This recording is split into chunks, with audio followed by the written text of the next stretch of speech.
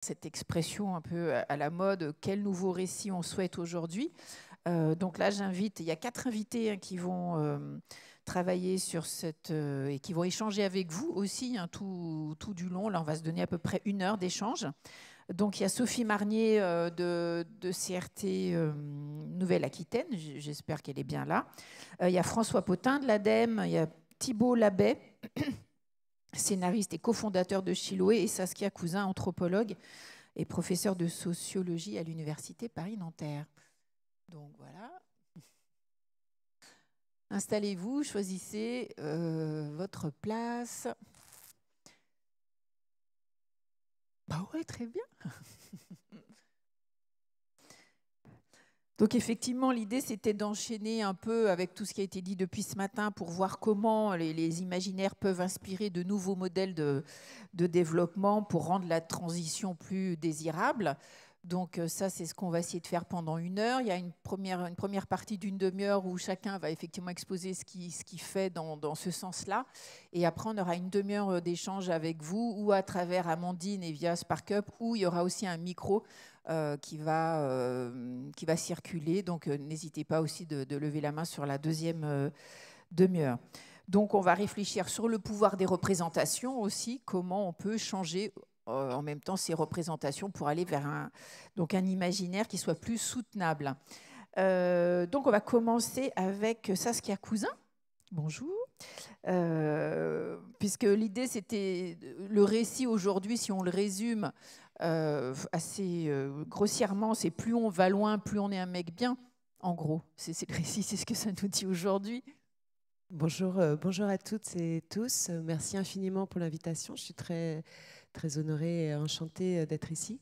Oui, le récit, bon, alors, un récit, c'est raconter une histoire et donc c'est construit par justement des histoires. Et ce qui est important, c'est d'avoir plusieurs histoires. Mais il y a un récit dominant et ce récit, il est construit, on l'a entendu tout à l'heure finalement, et je vais peut-être parler de cet exemple. Être la première destination du tourisme durable ou être la première région française de tourisme durable. Et on peut l'analyser de plein de manières, hein, cette question du récit, du toujours plus. Voilà, il y aurait plein de manières de l'analyser. On peut l'analyser par exemple d'une manière genrée. C'est le toujours plus gros, le toujours être le premier. Et on le voit bien que c'est un oxymore, c'est-à-dire que et en plus c'est basé sur des données qui sont fausses. C'est un oxymore parce que c'est contradictoire avec les enjeux. Cyril Dion l'a rappelé, hein, le découplage en fait permet ce récit, mais ce récit il est faux. Quand on rentre dans les détails. Il dit quelque chose aussi de notre manière d'appréhender les choses, ce toujours plus loin, ce toujours plus haut, voilà, la conquête spatiale. C'est un imaginaire colonisateur. Donc on peut l'analyser de façon genrée. Voilà. Donc on va s'intéresser au tourisme international parce que c'est ceux qui viennent de loin. Donc il y a la valeur du touriste au kilomètre, intéressé à son panier moyen quotidien, mais pas au nombre de jours il reste et ce qu'il dépense ou il dépense. Et puis colonial parce que finalement c'est un marché d'exportation, hein, il s'agit d'arriver le premier, d'être toujours plus haut, toujours plus fort. Et finalement, par exemple, on va dévaloriser ce qu'on appelle le tourisme domestique. Et donc, il y a une notion en fait genrée aussi, hein, domestique. En fait, c'est moins valorisant que le tourisme international. Vous voyez bien ce que ça veut dire domestique. Hein, c'est la maison, c'est genré féminin. Si on prend une analyse, je prends juste une histoire, hein, une manière d'analyser ces récits. Et ces indicateurs, ils sont faux, puisqu'on se présente comme la première destination mondiale, et on sait tous que qu'on est le premier pays traversé, et pas en termes de plaisir, de construction, d'expérience, de relations avec les humains, de temps de séjour, etc. Et donc les indicateurs, c'est la première manière de construire un récit, c'est qu'on construit un récit avec des indicateurs. Et ces indicateurs, aujourd'hui, ils sont justement le panier moyen, ils sont les arrivées internationales, et ils mettent de côté, finalement, énormément ce qui fait vivre, en fait, l'économie du tourisme, qui sont ce qu'on va appeler le tourisme domestique, les vacances. Et donc, on a un ministre, comme d'habitude, un ministère de l'économie du tourisme, et pas de l'économie du tourisme, des vacances, des loisirs, c'est-à-dire qui réfléchirait à ce qui est l'essence, en fait, des vacances, la première motivation, qui est se reposer, se retrouver. et donc avec d'autres indicateurs. Peut-être la première réponse que je ferai là-dessus, c'est la façon dont ce récit il est construit historiquement depuis l'Occident, d'une certaine vision, et il est construit aussi sur une idée en fait de toujours plus loin, toujours plus gros, et on peut le déconstruire aussi dans la réalité des pratiques. Il ne s'agit pas d'inventer des nouvelles pratiques, il s'agit de regarder des pratiques qui existent déjà mais qui ne sont pas prises en compte. Parce que si on regarde comment on en est arrivé là, ça veut dire qu'il y a une sorte d'emprise en fait de l'industrie touristique, parce que c'est elle qui cherche à nous emmener plus loin. Oui, tout à fait, puisque l'idée, pourquoi est-ce qu'on parle de tourisme et pas de vacances ou de loisirs, c'est l'emprise en fait d'un imaginaire de l'occupation qui vient de l'histoire du catholicisme, hein, c'est une vieille histoire, et donc il faut que le chrétien et puis le consommateur soient toujours au travail, il faut qu'il soit occupé à faire quelque chose. Donc, s'il n'est pas occupé à travailler, il doit être occupé à consommer en fait des aménités touristiques pour faire vivre une industrie. Et les vacances, c'est l'inverse. En termes de récit, c'est le récit de l'osium. Et l'osium, c'est le temps libre, et c'est ce qui définissait dans le temps grec l'homme libre, et s'opposait au nec osium, donc qui a donné négoce. Et donc en fait, on est construit sur un imaginaire, un récit touristique qui vise à occuper, à faire travailler le consommateur touriste, hein, plutôt que de s'intéresser à quelque chose qui est la base, et ça a été dit tout à l'heure, de ce pourquoi on part, pourquoi on reste, ce qui est et c'est la première motivation, encore une fois, c'est se reposer. La deuxième motivation des vacances, c'est se retrouver. Et donc c'est aussi réinventer à partir de la réalité des pratiques qu'on peut travailler là-dessus. Ouais. Et comment, du coup, on peut réenchanter ces pratiques, alors se reposer comment on fait ça? Alors, encore une fois, il ne s'agit pas de réinventer les pratiques, il y a une culture populaire des vacances qui est effacée au profit, on va dire, d'un discours de consommation de masse qui va, d'une certaine manière, désenchanter. C'est tout le discours sur le surtourisme, hein, qui est une invention, je vous rappelle, le surtourisme, c'est un modèle, c'est une marque déposée, hein, d'un consultant américain.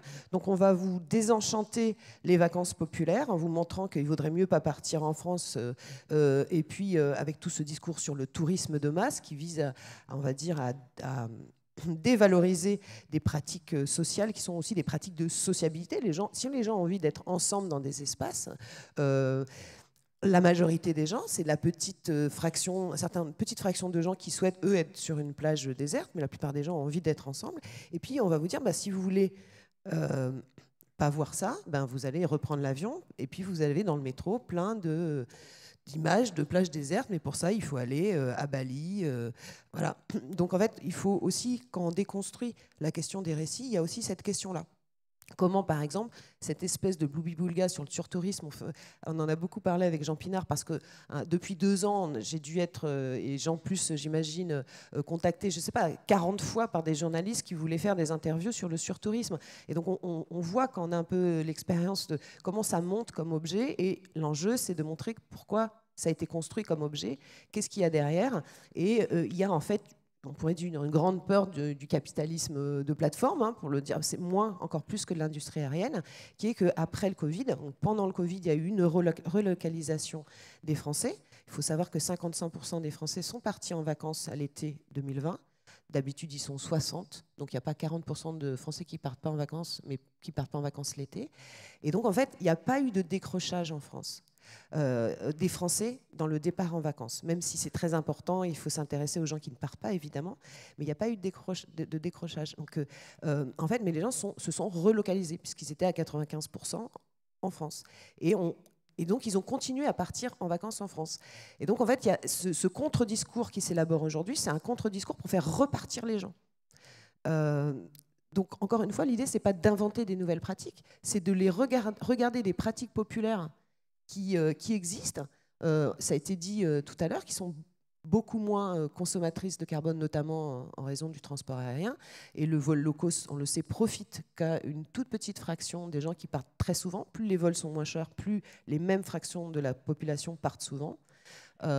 Et de reparler de la question des vacances populaires, de l'accès aux vacances, peut-être des vacances comme droit culturel, comme une sécurité sociale des vacances, parce que c'est ce qui construit notre rapport au monde, en fait, le moment où on peut en fait être dans un rapport d'interaction avec les vivants et dont les humains, évidemment.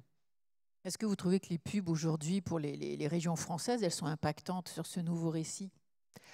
Alors, je ne sais pas si elles sont impactantes, mais effectivement, en tout cas, je pense que pour les institutions touristiques, c'est important d'avoir aussi cette réflexion-là sur comment on s'adresse d'abord aussi en matière d'emploi, en matière d'accueil, et comment on s'adresse aux autres. Je ne sais pas, pour savoir si elles sont impactantes, il faudrait faire des enquêtes plus précises que celles qui sont faites.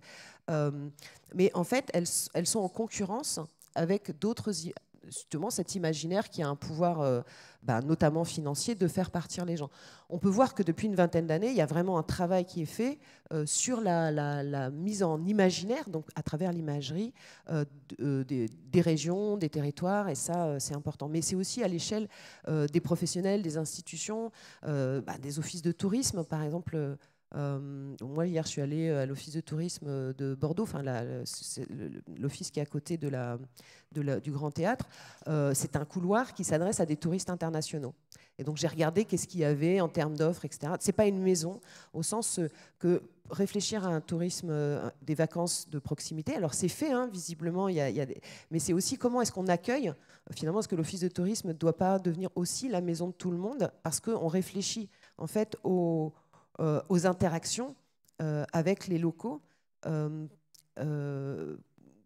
Je ne veux pas dire retour du syndicat d'initiative, mais il y a quelque chose d'une offre commune, et certains offices le font, hein, sur comment est-ce que pour le voisin d'à côté, dont la famille est là, ça peut être un élément d'accueil, mais aussi pour se poser, etc. Donc il y a ça, et au niveau des départements qui avaient été conçus pour être pratiqués à cheval, aujourd'hui, une réflexion sur le vélo, quelle est la bonne échelle? Moi, je ne suis pas responsable institutionnel, mais qu'on réfléchit à la bonne échelle en termes de parcours, en termes d'image, peut-être qu'il y a quelque chose à réfléchir par rapport à ça sur les institutions touristiques. De toute façon, dans l'histoire du tourisme, le tourisme et les vacances ont été inventés et sont amenés par les collectivités locales à toutes les échelles, et par les associations et par les institutions locales. Il n'y a jamais eu de vraie politique, à très rares exceptions, du territoire réfléchi à l'échelle de l'État. Enfin, il y a quelques grands plans, mais c'est vraiment l'histoire du tourisme, c'est l'histoire de la manière dont les territoires se saisissent de l'identité, de l'image. Donc il y a un vrai pouvoir, en fait, des collectivités locales. Et c'est peut-être un des secteurs professionnels où les collectivités locales ont la plus grande légitimité, la plus grande efficacité, la plus grande expérience pour construire ces récits. Alors vous parliez d'histoire, c'est vrai qu'on a quand même tous en tête, comme on parlait aussi de populaire quand même de 36. Enfin, on a l'idée de la joie, du vélo, dormir dans une grange, enfin de découvrir comme ça son territoire de proximité. Mais bon, on en reparlera plus tard. Justement, avec cette idée d'imaginaire avec Thibault Labbé, donc scénariste, cofondateur de Chiloé. Vous connaissez, j'imagine, Chiloé, donc pour explorer les micro-aventures. Hein, ça a duré 5 ans. Hein, c'est toujours le cas. Chiloé existe toujours, mais toi, tu y es plus. Oui, je suis plus. Ouais. Ouais. Donc, il y avait l'idée de construire effectivement des nouveaux récits autour de la micro-aventure. D'ailleurs, là, j'ai vu que votre nom, à ce moment-là, c'était Toucan Loufoque. Oui, dans la communauté de Chiloé, on a des noms de totems, ouais, effectivement. C'était les noms de totems. Ouais, donc c'était aussi une nouvelle manière de se présenter, en tout cas, aux gens qui vous suivaient. Comment vous avez fait bouger les lignes, alors déjà avec Chiloé? Merci déjà pour l'invitation. Bonjour à tous. Alors, je bougeais les lignes. Déjà, on a créé le média, puis l'agence de voyage qu'on aurait voulu lire et puis avec laquelle on aurait aimé partir. On a fait un peu ce qu'on appelle de l'auto-marketing.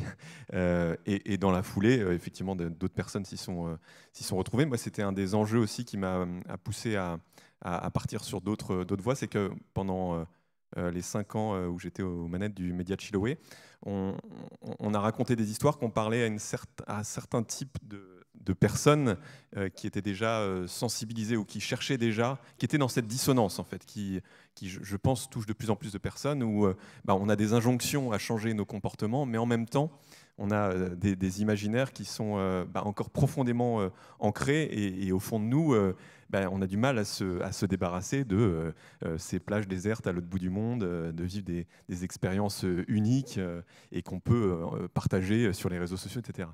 C'est marrant parce que j'ai une vieille copine qui était aux Maldives là, pendant les vacances de Toussaint et elle m'a envoyé un message pour s'excuser Alors je n'avais rien demandé, hein, et du coup il y a cette culpabilité, cette dissonance dont on est voilà. Et du coup avec Chiloé, ce qu'on a cherché à faire, et là je le post-rationalise, je le post-analyse, c'est créer cette hybridation dont on a besoin aujourd'hui, je pense, dans cette période de transition des imaginaires entre ce qui est encore très ancré en nous, ce à quoi on aspire encore profondément, mais qui répondent aux enjeux d'aujourd'hui. Et il y a un ingrédient de cette hybridation qui est celui de l'aventure, qui est hyper fort en fait. Quand on parle de tourisme, la notion d'aventure, elle est très, elle parle à beaucoup de monde, et puis elle rebondit sur ce besoin d'authenticité, d'unicité, d'exploration, etc. Tout ce qui est très, très, très ancré en nous.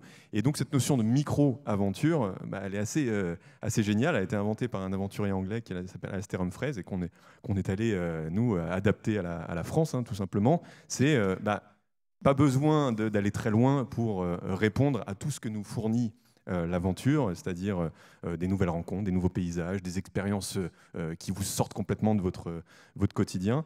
Et c'est drôle parce qu'aujourd'hui, un exemple très concret, moi il y a une dizaine d'années, j'ai eu la chance de faire un voyage incroyable entre le Cambodge où je travaillais et je suis rentré en France avec un tuk-tuk qu'on avait fait construire dans la banlieue de Bangkok.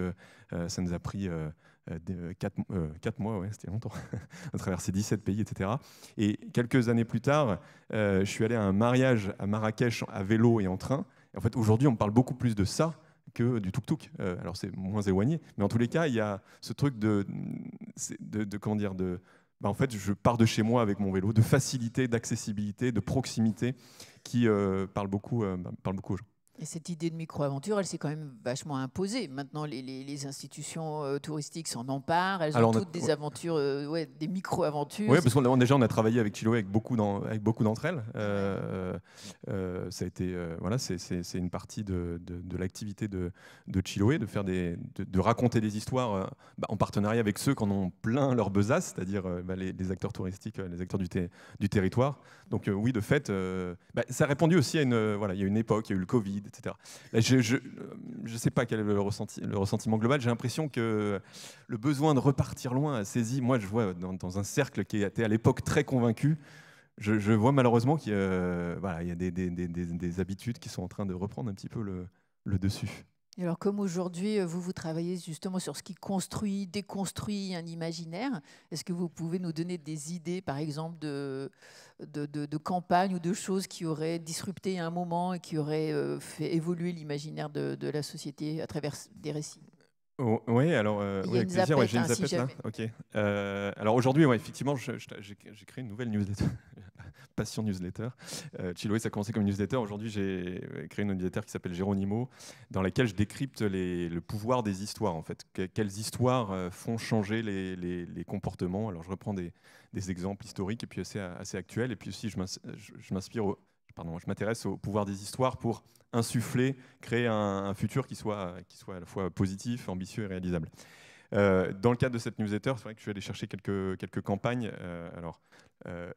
Hop là, je ne sais pas comment ça marche. Hop là, j'appuie sur les différents boutons. Sur le vert, je dois pointer quelque part. Le vert, ça marche. Ouais, pardon. Ouais. Ah oui, alors effectivement, voilà, le premier c'est Chiloé. Il y a plusieurs, je parlais d'hybridation tout à l'heure, c'est un terme que j'ai trouvé dans le rapport La fabrique des imaginaires touristiques qui a été commandité, je crois, à la région Grand Est. Je ne sais pas s'il y a des gens qui sont de la région Grand Est ici. Comment est-ce que, en fait, on a besoin de changements radicaux, Cyril Dion nous l'a partagé, mais de fait, on se heurte à un réalisme, un pragmatisme de terrain, etc. Et donc, c'est comment est-ce qu'on utilise les ingrédients qui fonctionnaient hier et qui fonctionnent encore très fort aujourd'hui pour les mêler aux enjeux qui doivent nous mobiliser pour demain. Donc le local en fait partie, partir moins loin, effectivement, l'empreinte, je suis mauvais dans les chiffres, mais en tout cas la part de l'empreinte du transport dans les expériences touristiques, je pense, est la plus importante. Là-dessus, on travaille directement. Et puis on fait appel à cette histoire cet imaginaire d'aventure qui est très efficace. Je passe rapidement sur Chiloé. Il y a une notion qui est intéressante, c'est le tourisme régénératif. Alors j'ai noté, c'est l'anthropologue Marie Stutzmann qui en parlait. C'est d'elle dont je l'ai lu. C'est comment est-ce que un touriste arrive sur un territoire et participe plutôt à son amélioration, à sa régénération, plutôt qu'à juste créer une empreinte carbone. La ville de Copenhague, je vais aller vite parce que j'ai une dizaine d'exemples et je pense que je n'ai pas le temps de tous les développer, mais en tout cas la ville de Copenhague, je ne sais pas si vous avez vu passer cette campagne, propose une vingtaine d'expériences partout dans la ville par laquelle vous participez à régénérer le territoire et en récompense, vous avez des déjeuners, des expériences qui vous sont offertes. Alors vous allez partir en kayak et vous allez ramasser des déchets sur l'eau, vous allez aller faire une journée dans une ferme en permaculture, on va vous offrir le déjeuner avec les produits de la ferme, etc. J'ai trouvé ça particulièrement simple et ingénieux pour le relever. Et puis, on participe vraiment à ce besoin de sens. Je parlais tout à l'heure de dissonance cognitive. Les gens qui ont toujours cette aspiration à visiter des grandes villes, à découvrir des capitales, ils ont aussi envie de donner du sens à leur expérience. Et la ville de Copenhague leur permet. J'aime bien aussi cette campagne où laquelle la Suède se compare à la Suisse, suite à, je crois, je ne sais plus quel président qui avait confondu les deux pays. Et enfin, je ne sais pas si c'était Trump, mais peut-être. Ouais. Coucou Donald. Dans cette vidéo qui est assez marrante, la Suède montre tout ce qui l'oppose à la Suisse. Alors sans montrer du doigt la Suisse, ce serait trop facile et puis ce serait trop mesquin. Mais en tous les cas, arrive à se positionner comme un acteur du tourisme slow, de la nature, et valorise alors c'est assez facile pour le coup, mais une nouvelle forme de luxe en s'opposant le luxe à la Suisse et le luxe à la suédoise, qui est plutôt fait de silence, de grands espaces, etc. Il y a une campagne plus récente sur la ville d'Oslo. Oslo, c'est une capitale qui est apparemment un vrai village dans lequel on peut se déplacer à pied, on ne fait pas la queue dans les restaurants, il n'y a pas besoin de réserver. Et du coup, la punchline, c'est Oslo, est-ce que c'est vrai, est-ce que c'est vraiment une ville en fait? Parce que ça ne répond pas du tout aux critères qui en fait une capitale comme les autres. Et du coup, à travers ça, on réussit à répondre à ce besoin de vivre des expériences uniques, mais qui en même temps ne matchent pas tout ce qui fait le tourisme de masse dans les grandes villes. Ça, c'est une expérience. Là, je fais sur le besoin d'authenticité, qui est pareil sur l'hybridation et hyper fort. L'authenticité, c'est un mot valise, mais qui est incarné par un peu tarte à la crème, mais qui est incarné par plein de campagnes que je relève. Je trouve que c'est ce qui est le plus facilement adressé par les différents acteurs que j'ai relevés. Là, la Nouvelle-Zélande, en disant on est le premier pays à voir le soleil le matin, et du coup, en fait, ce qu'on va raconter, c'est la première chose que vous allez voir en vous levant. Et en fait, ils disent, les gens, quand ils allument la radio le matin, ils entendent que des catastrophes, etc. Maintenant, ce qu'on va faire, c'est pendant 365 jours, on va vous donner, il y a un Kiwi, donc un habitant de la Nouvelle-Zélande, qui va vous dire bonjour, on va vous souhaiter de bonne journée dans un super bel endroit.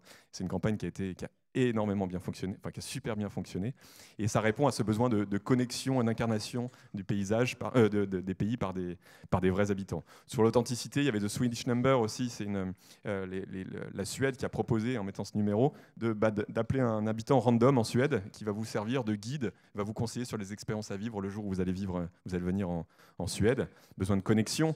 L'intelligence artificielle est hyper intéressante. La Tasmanie et l'Autriche l'ont bien fait. L'Autriche en créant le concept d'intelligence authentique, authenticité opposée à artificielle, hyper intelligent. La Tasmanie proposait d'écrire des prompts, donc des commandes à intelligence artificielle, et en sélectionnant les meilleurs, proposer à des artistes Tasman, de Tasmanie, au lieu de faire confiance à Dali ou Dali, de proposer à des artistes tasmans de faire eux-mêmes les œuvres qui ont été commandées par les prompts des touristes. Chat Skipt, SPT, on vous propose plutôt que de chatter avec un bot, de chatter avec des moniteurs de ski qui vont vous conseiller sur votre expérience en Autriche. Sur l'imaginaire que je trouve intéressant, de la coopération, Cyril aurait pu en parler, mais en tout cas, coopération versus compétition, on le voit à Valence, la coopération, c'est un des ingrédients qui va nous permettre de passer les événements qui nous attendent avec le plus de succès possible. Et il y a cette carte d'infidélité qui a été, dans les Hauts-de-France, je crois, qui a été mise en place par plusieurs restaurateurs et qui en fait permet, en tamponnant les 5, en ayant les tampons des 5 différents restaurants, vous gagnez un free lunch, j'étais sur Copenhague encore, un déjeuner gratuit dans l'un de ces restaurants, et c'est l'opportunité de vous faire visiter tout le bourg, tout en créant, je trouve, cet imaginaire de coopération, en alimentant cet imaginaire de coopération plutôt que de compétition. Et enfin, ça aussi, vous l'avez peut-être vu passer, c'est une des meilleures campagnes de ces dernières années, une île en Finlande qui proposait une expérience sur une île dans laquelle tous les écrans étaient interdits pendant votre séjour. Et là où ils ont bien joué, c'est qu'ils ont fait appel à des influenceurs, ils les ont fait venir et ils leur ont filé un Polaroid. Ils ont supprimé leur téléphone, ils leur ont filé un Polaroid et ensuite ils ont publié les quelques photos limitées que ces influenceurs avaient le droit de créer. Voilà pour ces exemples que j'espère suffisamment concrets, mais qui en tout cas viennent influencer. Vous racontez tous des histoires à travers vos activités. On a tous la responsabilité, et là encore, on peut y trouver du plaisir, pour rebondir sur ce que disait Cyril, à les créer, à les imaginer, à les partager. C'est une manière d'être en mouvement que je trouve hyper saine, hyper énergisante, de trouver des bonnes histoires à raconter et à partager. Et voilà, je vous encourage à le faire et à continuer à le faire. Juste une dernière, parce qu'on en a parlé au téléphone avant, comment rendre désirable quelque chose qui a priori ne l'est pas? Comme on avait évoqué une campagne, là pour le coup c'était des gros vendeurs de cigarettes pour faire fumer les femmes. Justement pour changer le comportement. Ça, c'était sur le pouvoir des... Oui, sur le pouvoir des histoires. En fait, je répertorie effectivement toutes ces histoires qui ont influencé nos comportements et dont il faut prendre conscience. C'était l'histoire je crois que c'est un neveu de Freud ou de Jung qui avait, sur la demande des industriels du tabac, comment faire fumer les femmes, avait mis en scène à travers un défilé, etc., en appelant ça les Torch of Freedom, les torches de la liberté. Et en fait, le point de départ de l'explosion du marché du tabac chez les femmes date de cette campagne-là. Mais du coup, je ne suis pas sûr de...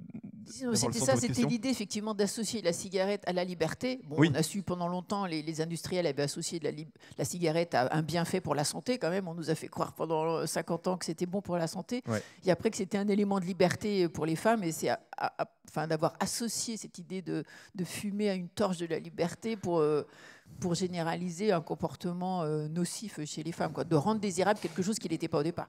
Effectivement, mais du coup, il faut c'est ce que je disais tout à l'heure, c'est qu'il faut faire appel à des valeurs, des messages, des choses que les gens cherchent, c'est-à-dire aujourd'hui, alors authenticité, mais ça peut être décliné dans le partage, dans la rencontre, dans l'impression de vivre une expérience unique. Le fait de l'aventure, l'exploration, tout ça, c'est des trucs qui fonctionnent. La valorisation de soi, en fait, de ce qu'on fait, de son expérience. On est le tourisme, et c'est là où vous avez un rôle très important, c'est que la manière, les vacances qu'on passe, nous aujourd'hui, nous définissent, participent à vraiment construire notre identité. Et donc en utilisant toutes ces valeurs qui sont encore fortes chez les gens et en proposant les expériences qui vont avec, tout en s'assurant qu'elles soient plus en accord avec en respectant les enjeux qu'on a aujourd'hui, c'est vraiment une manière d'accompagner ces changements d'imaginaire. J'espère que j'ai été clair. Merci beaucoup Thibaut. Alors on va voir un peu comment on peut décliner maintenant ces imaginaires, en tout cas en parlant d'initiatives plus axées entreprise avec François Potin donc de l'ADEME, chargé de mission décarbonation. Donc on a envie de parler de l'initiative ACT de l'ADEME. Alors c'est ACT comme... Oui, effectivement, c'est donc l'initiative ACT, donc Accelerate Climate Transition. Donc, c'est une initiative qui a vu le jour à la suite des accords de Paris en 2015, qui avait pour objectif en fait, de donner un cadre méthodologique pour évaluer les plans de transition des entreprises. Et donc, c'est une méthodologie qui, depuis, a été déclinée dans quasiment une vingtaine aujourd'hui de secteurs différents. Et effectivement, depuis le plan Destination France, on a lancé le projet de décliner sur le secteur du tourisme pour que c'est aussi un secteur qui soit capable d'avoir cette méthodologie, qui est une méthodologie assez double en fait, une méthodologie à la base d'évaluation des plans de transition. Et puis on s'est rendu compte qu'il y avait vraiment une demande pour non seulement les évaluer, mais en fait il y avait des entreprises qui n'étaient pas encore assez matures et qui avaient besoin d'un cadre pour pouvoir le développer simplement le plan de transition. Donc l'idée c'était d'abord de commencer à comprendre combien on est dépendant du carbone. Ça commence par là. Oui, tout à fait. Ouais. L'idée c'est vraiment d'avoir déjà une vision de sa dépendance au carbone et d'ensuite de comment est-ce qu'on repense son activité pour réduire cette dépendance au carbone. Comment est-ce qu'on va transformer sa société en fait à travers un plan de transition et un plan de transition qui va à court, moyen et puis aussi long terme. Et c'est tout l'objectif de cette méthodologie qui se veut qui va vraiment aux racines en fait de l'entreprise, de l'activité, pour avoir quelque chose de solide et qui soit capable de dire voilà, là on est vraiment aligné sur des choses scientifiquement compatibles et avec une vision long terme et qui soit solide. Mais pour que ce soit solide, si je comprends bien, il faut d'abord embarquer les dirigeants, quoi. Non, ça commence par là. Oui, tout à fait. Effectivement, dans chaque étape alors que ce soit l'acte évaluation, où on va vraiment plutôt évaluer le plan de transition, ou acte pas à pas, où là ça va être de créer ce plan de transition. Dans les deux cas, il y a plusieurs étapes où on va avoir l'obligation d'embarquer une partie du board ou du comité d'administration, ou peu importe, quelqu'un ou plusieurs personnes qui soient vraiment placées au niveau du plus haut niveau de stratégie de l'entreprise, pour s'assurer que vraiment, quand on construit ce plan de transition, il y a un engagement qui soit clair de la part de l'ensemble de la direction, pour être sûr que cette vision de l'entreprise à long terme, elle soit vraiment portée dans le futur.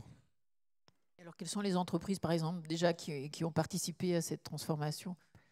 Alors aujourd'hui, il y a donc Acte de façon générale, donc en dehors du tourisme, il y a plus de 1100 acteurs qui sont engagés.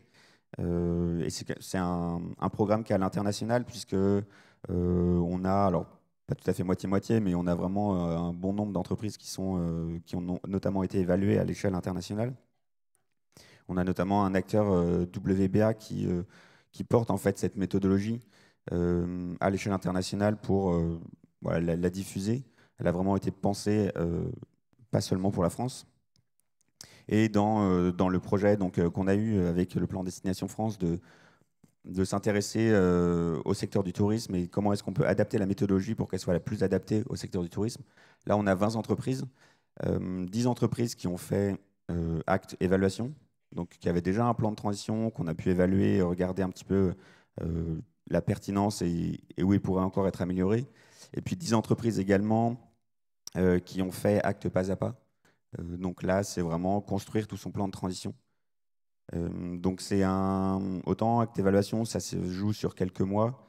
Acte pas à pas, ça va être au moins un an et demi, avec vraiment une idée de construire, de prendre le temps de construire, et avec différentes étapes. Et acte pas à pas, par exemple, c'est assez intéressant, tous les retours qu'on a pu avoir, parce qu'on part déjà d'une situation actuelle de l'entreprise ou de l'organisation.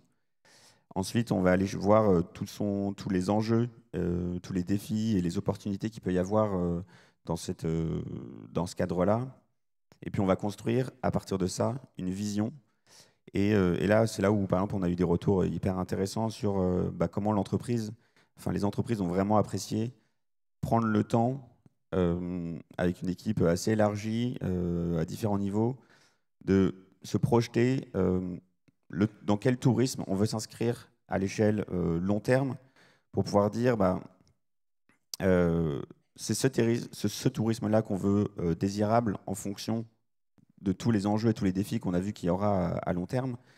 Et donc, comment, à partir de cette vision du tourisme à long terme, on va construire un plan de transition et ensuite tout un plan d'action qui va pouvoir vraiment aller étape par étape assez finement pour avoir toute cette trajectoire-là. Et quand même, dans ces grandes entreprises, j'ai vu, il y a quand même Club Med, Disney. Oui, tout à fait. Il y a des grands acteurs, effectivement, Club Med, Disney, le Futuroscope. Il y a aussi d'autres acteurs plus petite échelle. On a eu, par exemple, Vie Sauvage, qui est un acteur très engagé et qui n'est pas à la même taille encore qu'un Disney, par exemple. On a différentes entreprises comme ça. Donc, c'est une méthodologie, un cadre qui est adapté en fait à différentes tailles. Aujourd'hui, on a un peu de toutes les tailles. Sur les petites entreprises, on va avoir beaucoup plus de actes pas à pas, parce qu'en fait, il y a beaucoup plus une volonté, une maturité qui est encore un peu plus balbutiante forcément sur les plus petites entreprises, parce que la taille de la structure permet vraiment d'aller chercher des plans de transition plus tôt, et puis en plus, il y a un cadre réglementaire qui est plus contraignant. Mais là, du coup, on a vraiment de tout type d'entreprises dans ces 20 entreprises-là, des plus petites, des plus grosses. Et puis, on a essayé d'aller chercher différents sous-secteurs du tourisme, parce qu'on sait que le tourisme, c'est un secteur qui est quand même très, très large. Donc, on a à la fois des voyagistes, on a plus même transport directement, on a de l'hôtellerie, de la restauration, des parcs d'attractions. Il n'y a aucune obligation pour les entreprises de rentrer dans un processus de transition comme celui-là. Non, il n'y a aucune obligation aujourd'hui. Alors on voit que plus ça va, il y a quelqu'un qui a parlé plus tôt de la CSRD, qui est aujourd'hui un cadre à l'échelle européenne, qui demande vraiment un reporting assez poussé. Et aujourd'hui, avec ACT, on arrive à construire un peu en symbiose avec la CSRD pour que le reporting qui est utilisé dans l'un puisse être utilisé dans l'autre. Et ça, effectivement, les entreprises, à partir d'un certain nombre de salariés ou certains chiffres d'affaires, sont obligés d'avoir ce reporting-là. Donc, ACT est un bon moyen vraiment d'aller chercher quelque chose qui soit solide, qui soit vraiment, qui aille aux racines même de la vision de l'entreprise. Mais effectivement, pour les plus petites entreprises, il n'y a aucune obligation. Et là, c'était 20 entreprises qui étaient volontaires, qui sont portées volontaires et qui même avaient des parcours très intéressants, quoi. Merci beaucoup. On va terminer ce tour de table avec Sophie Marnier, donc du CRT Nouvelle-Aquitaine. Et alors, vous êtes en charge de Terra Aventura. Ça fait quand même 15 ans que ça dure et vous l'accompagnez depuis sa croissance. Donc, c'est vraiment votre bébé. Non, on ne va pas parler de croissance. Hein. Non, pas de croissance surtout. Alors, est-ce que vous pouvez nous raconter comment vous avez réussi, vous, avec Terra Aventura, à mettre en récit ce tourisme différemment ? Alors nous, Terra Aventura, c'est vrai, ça date de 2011, donc c'est déjà loin. C'est né en Limousin, je pense que c'est important de le dire. Et si c'est né en Limousin, c'est aussi parce que on avait mis à l'époque en place une étude, les portraits de territoire. Je ne sais pas si vous avez connu ça, il y en avait plein, tout le monde en faisait. Et l'idée, c'était déjà de raconter le territoire différemment, avec ses couleurs, avec ses mots, avec son patrimoine, etc. Et le Limousin, évidemment, c'était pas très connu et les habitants n'étaient pas très fiers de leur territoire. Et dans le tourisme, on sait qu'on doit travailler sur ces éléments-là et on sait que les habitants, c'est les premiers ambassadeurs de notre territoire. Donc on a imaginé, on s'est dit, on va créer un jeu parce que nous, on a envie de jouer, on a envie aussi de positif, de découvrir positivement son territoire. Et on ne va pas parler de Limousin. Donc c'était osé pour l'époque de se dire on va créer un jeu qui va nous permettre de développer une offre touristique 365 jours par an avec finalement sans parler du territoire. Et on en parlait autrement, d'où le récit aujourd'hui. L'idée, c'était d'en parler avec des personnages, en dévoilant des secrets de territoire. On a beaucoup travaillé, on travaille toujours encore sur les secrets de territoire. C'est ce qui est un peu le fondement de Terra Aventura. On va aller découvrir la plus petite anecdote qui existe sur le territoire. On va aller loin des locomotives touristiques de la région. On va aller dans des territoires qui sont moins fréquentés. Et l'idée pour nous, c'est de surprendre le joueur, de le surprendre, qu'il aille dans des villages qui sont éloignés des flux touristiques et on va lui raconter l'histoire du territoire. Et l'idée aussi, qui est souvent sous-jacente, c'est d'aller à la rencontre des habitants. Puisque quand on se balade dans un village qui a potentiellement a eu une vie villageoise peut-être plus intense qu'aujourd'hui, on va rencontrer des habitants qui sont surpris de découvrir un flux touristique et ils vont rentrer en contact et c'est ça qu'on va aller chercher avec Terra Aventura. Et on va aussi essayer de dévoiler des choses qu'on ne pourrait pas savoir si on n'avait pas Terra Aventura. L'idée étant pour nous de vraiment travailler sur ces anecdotes-là et de permettre aux joueurs d'être un peu un VIP quoi, dans ce village, puisque évidemment, il est le seul à détenir les secrets du territoire. Donc on va vraiment travailler sur ces questions-là. Il y a l'idée aussi de collection, de gamification, carrément. Non, on rentre vraiment, ça c'est contemporain, c'est moderne. Oui, voilà, donc bien sûr, au-delà du récit, alors Terra Aventura, c'est quand même plus de 600 récits sur la Nouvelle-Aquitaine, puisqu'on a plus de 600 parcours aujourd'hui, avec des quêtes bonus, donc des quêtes qui vont raconter la Nouvelle-Aquitaine. Et toujours dans cet esprit de gamification, à la fois je parle de secret de territoire, je vais parler de ludification, de gamification, mais on va aussi être engagé. Sur Terra Aventura, on a fait le choix avec le comité régional du tourisme, puisque Terra Aventura est piloté par le comité régional du tourisme, il faut le dire, avec tous ses partenaires qui sont sans doute ici, les départements de la Nouvelle-Aquitaine et tous les offices de tourisme de la région. Il doit en manquer un qui n'a pas encore son parcours Terra Aventura, mais globalement, tout le monde est partenaire. Et ça, c'est vraiment une chouette aventure. Déjà, ça, c'est la première grosse aventure de Terra Aventura. Et on a fait le choix d'avoir des parcours engagés. Donc ça va venir aussi, et c'est là-dessus, avec la gamification, qu'on va pouvoir engager le joueur, soit à la fois sur des actions très simples de ramassage des déchets, soit aussi sur des actions de sensibilisation à la biodiversité, puisqu'on est très conscient de ça et on travaille vraiment profondément sur ces valeurs-là avec des partenaires régionaux ou plus locaux, des réserves naturelles, le Conservatoire des espaces naturels, le Conservatoire du littoral. Et l'idée de la gamification, c'est qu'elle va venir mettre une surcouche pour engager les joueurs dans cette dynamique-là et de passer des messages. C'est vrai que ce matin... c'est vrai que quand même, Cyril Dion, on ressort, on est un peu secoué. L'idée, nous, c'est justement d'apporter notre pierre à l'édifice, tout en étant abordable pour le joueur, en ne le culpabilisant pas, n'étant pas trop moralisateur, et qui fasse des choses en faveur de l'environnement. Et la gamification nous aide à ça. On a fait un très beau partenariat avec Surfrider au printemps dernier, où on a eu plus de 5000 joueurs qui se sont investis dans le ramassage des déchets avec une comptabilisation pour que Surfrider ensuite puisse pouvoir avoir des billes pour aller défendre des projets. Et tout ça, c'est gratuit pour les familles? C'est gratuit pour le joueur. Du coup, on a une clientèle, évidemment, quand on parlait de tourisme social tout à l'heure, évidemment, on a un tourisme social très fort avec... plutôt des familles qui sont autour de 63%, mais on voit aujourd'hui, et ça c'est très chouette aussi, un développement de la présence de seniors actifs, voire de jeunes adultes sans enfants, qui vont aussi nous permettre de développer les ailes de saison, puisque quand on parle aussi de tourisme durable, pour moi en tous les cas, c'est qu'on travaille sur l'ensemble de l'année et non pas que sur juillet et août. Alors on est tous... les acteurs du tourisme, on ne travaille que là-dessus. Moi, ça fait 20 ans que je travaille dans le tourisme. On ne parle que des ailes de saison. Et c'est vrai qu'avec avec Terra Aventura, on a réussi à vraiment impacter sur ces ailes-là. Et ça, c'est aussi intéressant de pouvoir le mener. Et la gamification nous aide à ça. Alors, avant de donner la parole à la salle, j'ai quand même vu que Terra Aventura, ça a fait des petits. On trouve même des parcours à Paris.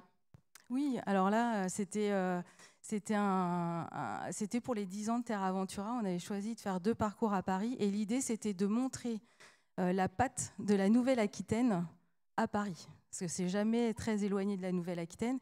Et on sait, par exemple, que des grands bâtisseurs creusois, je vais parler un peu de la Creuse, à Bordeaux, ça fait toujours plaisir, des grands bâtisseurs creusois et des maçons creusois qui sont allés à Paris, par exemple, à raconter ça, ou Jean Nouvel qui est lot-et-garonnais et qui a contribué à la création de l'Institut du monde arabe. Donc voilà, on va aller visiter tout ça, on va aller voir un peu la patte néo-aquitaine à Paris. Donc s'il y a des Parisiens, allez faire les 2 parcours de Terra Aventura et on vous aura raconté une belle histoire sur la Nouvelle-Aquitaine. En tout cas, ce que je comprends, c'est que ce récit-là demande une super bonne base de données, parce que ça veut dire qu'il faut avoir récolté toutes ces infos sur le territoire, jusqu'au moindre, le secret de tel arbre, le secret de telle maison, le secret de telle vieille route. Donc ça demande d'aller collecter et de rassembler toutes ces histoires. C'est là où les offices de tourisme sont hyper importants, puisqu'ils ont une connaissance des habitants qui est très large et très forte et très précise. Et ils connaissent évidemment très bien leur territoire. Et ils connaissent aussi par le biais ils sont souvent des guides touristiques aussi. Donc ils ont une connaissance très fine. Et c'est grâce aux offices de tourisme qu'on peut aller vers cette précision-là et d'amener les joueurs à découvrir des choses qu'ils ne pourraient pas avoir s'il n'avait pas Terra Aventura. Alors, Amandine, là, et s'il y en a qui veulent intervenir directement, il y a un micro qui peut circuler dans la salle aussi. Vous m'entendez? Ouais, c'est bon. Je vais démarrer juste avec une petite remarque sur le fait de présenter des récits sur la Nouvelle-Zélande alors qu'on veut changer les récits. Enfin, voilà, on nous parle de contradictions sur les réseaux.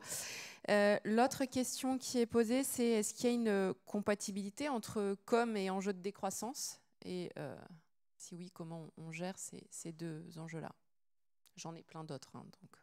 Alors, est-ce qu'on peut continuer de faire de la com quand on est dans la décroissance? Et ça, ce qu'il y a un petit...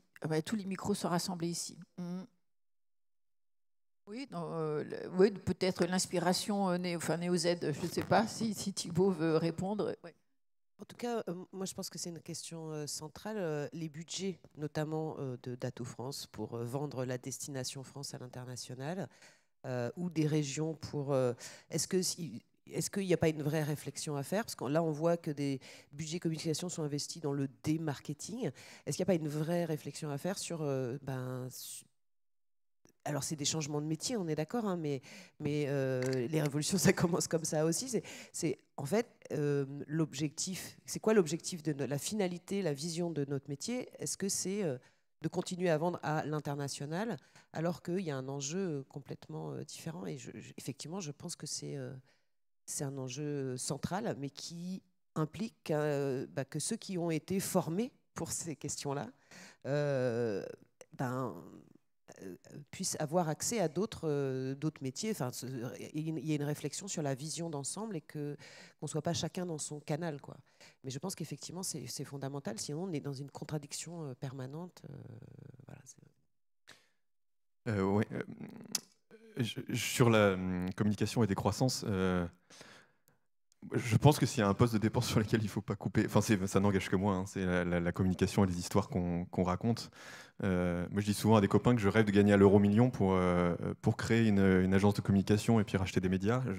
Les histoires qu'on raconte conditionnent le futur qu'on est en train de dessiner.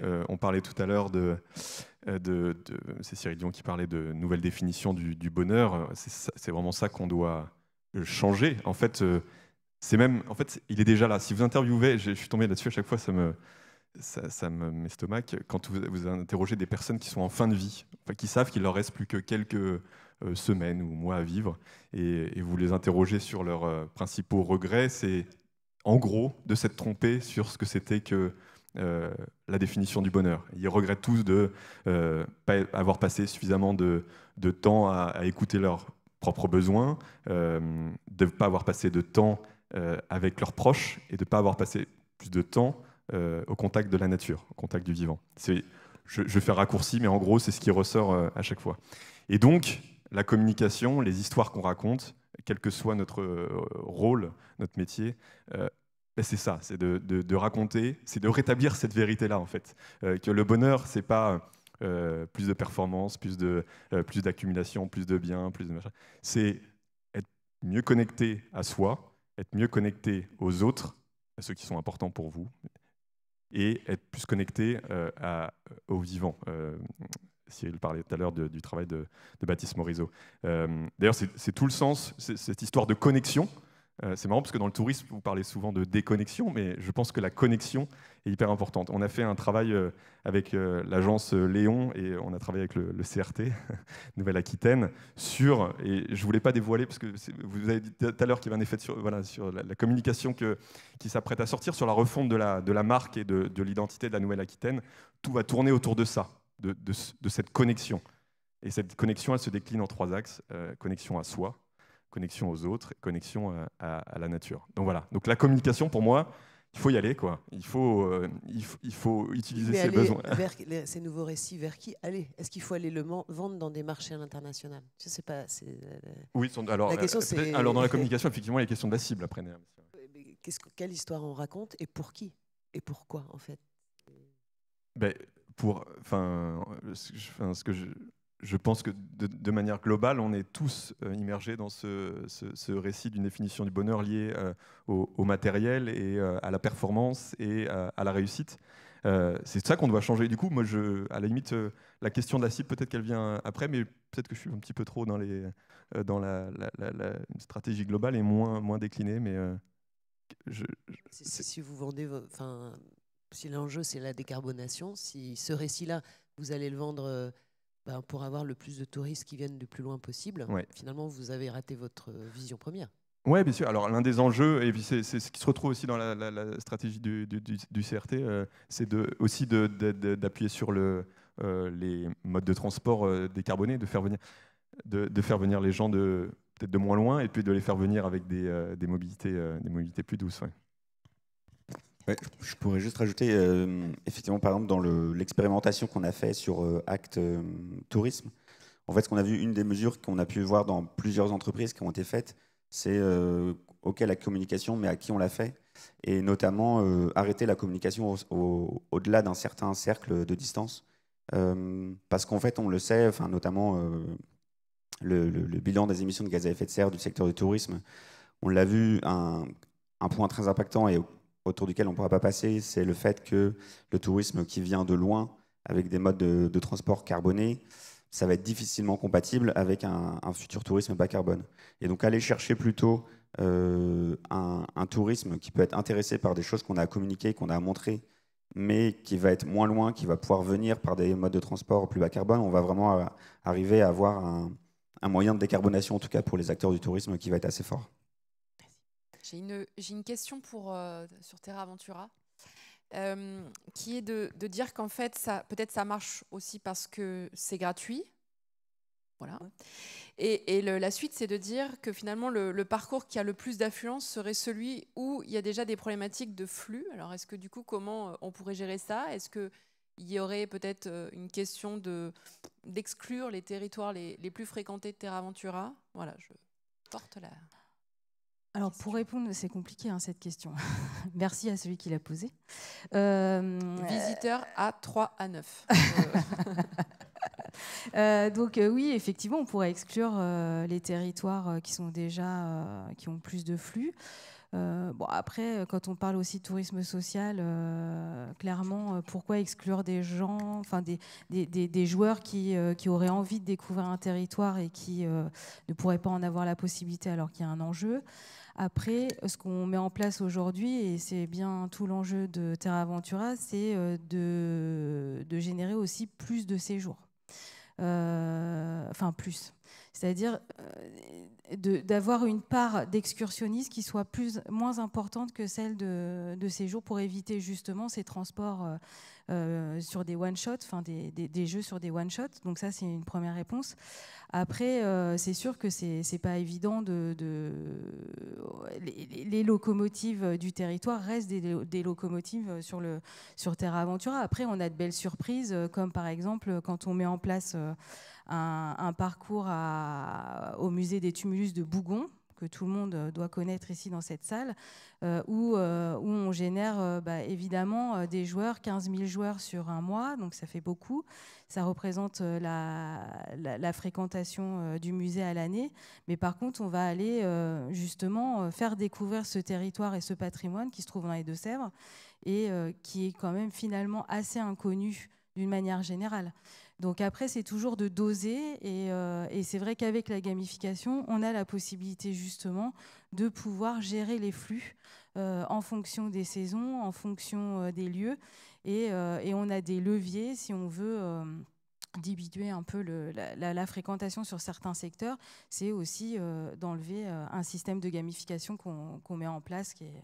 On en a plusieurs, hein, et qui nous permettent de diminuer la fréquentation. Donc on est très attentif à ça, l'idée étant pas, évidemment, de remettre une surcouche touristique sur des lieux qui sont déjà extrêmement fréquentés. On a des exemples aujourd'hui où on a fermé des parcours pour ces raisons-là, et on le fait.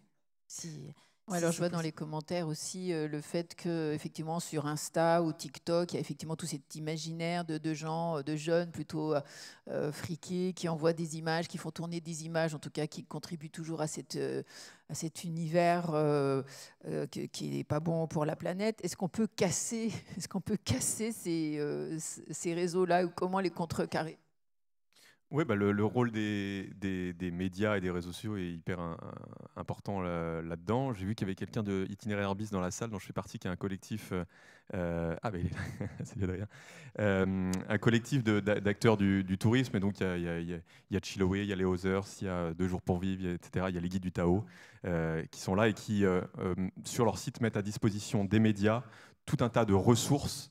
Alors c'est des banques photos, c'est des résumés, c'est des contacts de personnes qui permettent dans les médias de véhiculer des histoires qui viennent incarner ces récits et ces imaginaires. Donc les médias ont un rôle déterminant à jouer, et les réseaux sociaux bien sûr également, et tous ces acteurs qui font partie d'Itinéraire, eux-mêmes par leurs réseaux sociaux cherchent à faire évoluer ce que je voulais dire tout à l'heure sur la communication, etc. C'est qu'on est... On ne peut pas déserter en fait le champ de la communication, parce que on est ok. Oui, bien sûr, mais ouais. Mais en tout cas, cette bataille de l'attention, des images, il faut l'investir il faut investir ce champ-là, qu'on soit voilà, quel que soit notre rôle là-dedans. Mais tout à l'heure, vous parliez, Sassia, de la com qui avait été faite sur l'antitourisme. Enfin, quand il y avait du déchet sur des plages, enfin, des choses comme ça, pour dire aux gens ne venez plus, on a trop de monde, on n'en peut plus.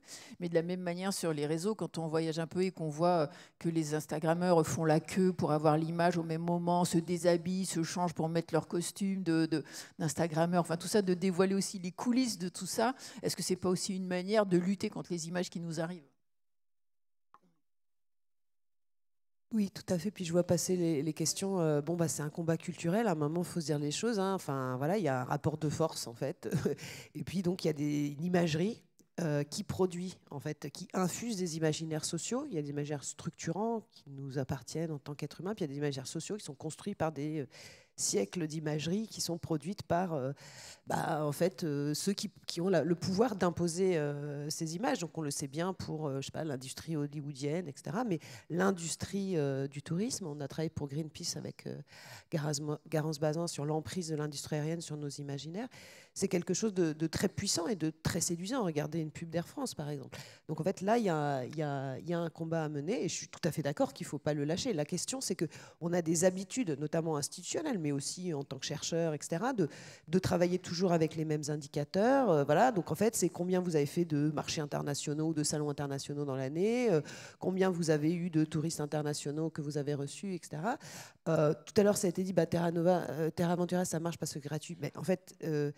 oui, et alors, puisque est-ce que l'enjeu c'est de vendre quelque chose, ou c'est qu'il y ait des gens qui aient des pratiques sur un territoire et dans lequel ils vont avoir d'autres consommations, ils vont aller, je sais pas, acheter un sandwich, aller au restaurant, etc. Donc le tourisme ne peut pas être réduit à ce qu'on va vendre comme visite guidée dans un office de tourisme. Donc je trouve que c'est une expérience justement intéressante pour construire, alors par le bas, d'autres récits, d'autres imaginaires. Mais c'est vrai que s'il n'y a pas au niveau national une vraie réflexion sur quel est le type de récit qui est construit aujourd'hui et qui est toujours le même, qui est celui de la Banque mondiale des années 60 à destination des pays en voie de développement, qui dit aux pays du Sud, vous avez du patrimoine, de la nature et de la culture, nous avons des devises, exportez votre patrimoine. Et finalement, la France fait ça. Et donc, on sait le succès en fait, des politiques d'ajustement structurel, du FMI, etc. Et moi, je suis toujours en fait, assez étonnée que au niveau national, hein, pas au niveau local, finalement, l'imagerie produite soit celle qui a été produite par le département d'État américain dans les années 60 pour construire en fait une politique touristique à destination des pays en développement. Il y a quelque chose qui m'échappe. Mais en tout cas, je pense que c'est au territoire de pouvoir construire justement un contre-récit. Et ça part de choses comme ce que vous racontez, mais aussi dans nos propres métiers, la manière dont on compte les gens, on compte les pratiques, donc on compte les bénéfices. Est-ce que le panier moyen, ça veut dire quoi? Si quelqu'un dépense 500 € par jour, mais il reste 3 jours, il est venu de l'autre bout du monde, il est allé aux Galeries Lafayette et il a fait les Big Five, est-ce que c'est ça qu'on veut, ou est-ce que c'est des gens qui vont peut-être dépenser 30 € par jour, mais ils vont rester 3 semaines et ils vont avoir complètement une autre interaction. Et en fait, c'est pas des gens, c'est pas des touristes, c'est nous, en fait. Donc en fait, c'est aussi la rupture entre nous, en tant qu'êtres vivants, habitant sur une planète, dans un pays, dans un territoire, et puis nous, en tant que visitants, ce territoire, cette planète. Et en fait, tant qu'on aura cette espèce de division professionnelle, institutionnelle, etc., de pensée touriste en tant que client venant de l'extérieur, eh ben, on se trompe d'indicateur et du coup, ben, on ne peut pas lutter contre les récits, puisqu'on prend les mêmes indicateurs, on prend les mêmes images que ceux qu'on veut combattre.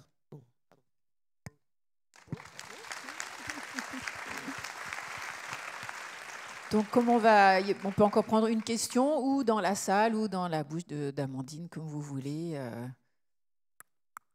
Je ne vois pas forcément de mains qui se tendent. Donc, Amandine, si tu veux poursuivre. Moi, j'ai une question sur la question des labels, des reconnaissances dans la création des nouveaux récits.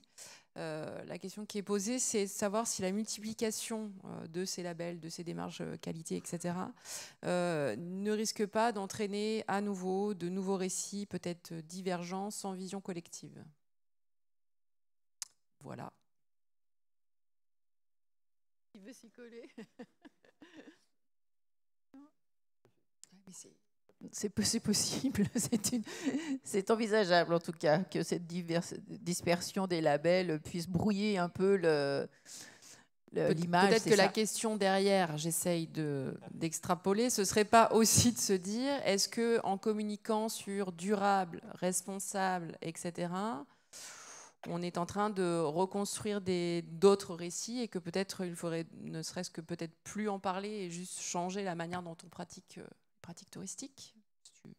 Je ne sais pas du tout si c'était le sens de la question. En évitant maintenant de coller le mot durable, responsable, est-ce que ça a encore un sens, ou est-ce que toutes les pratiques... Moi, je pense que, enfin bon, ça c'est un point de vue peut-être personnel. Enfin, ça, j'ai pas forcément été par d'énormes recherches, mais quand même un peu l'imposition. Enfin, je serais un peu trotskiste. En fait, je pense qu'il faut rentrer dans certains labels et en faire changer les normes plutôt que de rajouter des labels, parce que, enfin, un individu lambda, vous et moi, vous arrivez dans un endroit, vous avez 50 labels, vous en reconnaissez un ou deux, il y a un ou deux ou trois qui vont déclencher votre désir d'aller sur les lieux. Et des fois, c'est par exemple les labels UNESCO, on déclenche une envie touristique. C'est pas forcément pour ça au départ qu'ils avaient été conçus. Donc en fait, il me semblerait plus efficace en fait d'occuper ou de prendre d'assaut les labels qui existent déjà, qui sont reconnus, pour les changer de l'intérieur,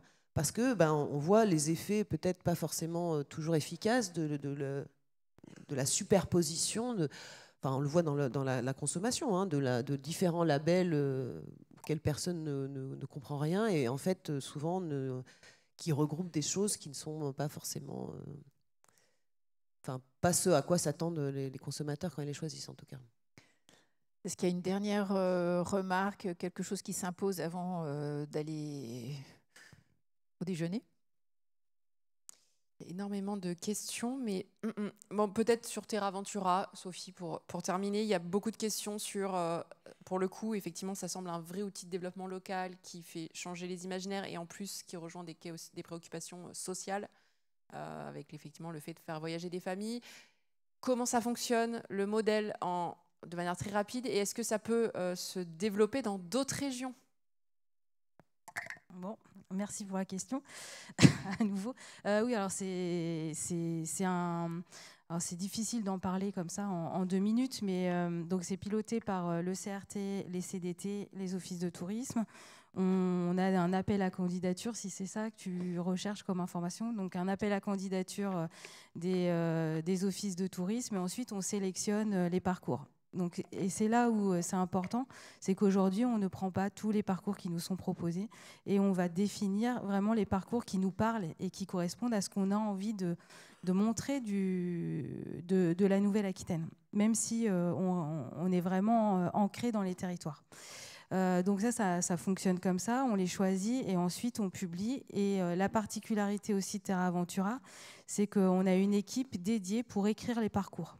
Donc les parcours ne sont pas écrits par chacun. On a des personnes qui font du storytelling et qui éditorialisent et scénarisent chaque parcours. Donc chaque parcours est individuel, mais dans une charte éditoriale spécifique, si bien que le joueur, quand il se retrouve à Sermur ou à Bayonne, il est dans le même univers et c'est rassurant. Et en même temps, on va lui dévoiler pas les mêmes secrets, mais des secrets qui seront proches les uns des autres.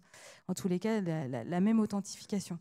Et c'est ce qui va faire la recette de Terra Aventura. Alors, je ne peux pas tout vous dévoiler quand même, parce que sinon, ça prendrait, je pourrais faire plus de temps. Donc, si vous avez envie d'en savoir un peu plus, je peux me retrouver sur le site sur le stand du CRT pendant le déjeuner et on peut discuter de tout ça. Et il y avait une deuxième question, je ne me rappelle plus. Est-ce que ça peut se déployer dans d'autres régions ? Oui, peut-être, un jour. Je ne sais pas, on est en train d'y réfléchir. On verra peut-être que dans les mois à venir, on aura cette possibilité-là. Pour l'instant, au jour d'aujourd'hui, ce n'est pas le cas, mais pourquoi pas dans quelques mois ou dans quelques années. Donc, on verra, peut-être qu'on aura du Terra Aventura partout en France. Je ne sais pas. Je ne sais pas si ça respecte ce qu'on vient de se dire aussi toute cette matinée. Il va falloir réfléchir longuement. Merci beaucoup, en tout cas, pour vos contributions. Merci d'avoir participé à cette table ronde. Merci.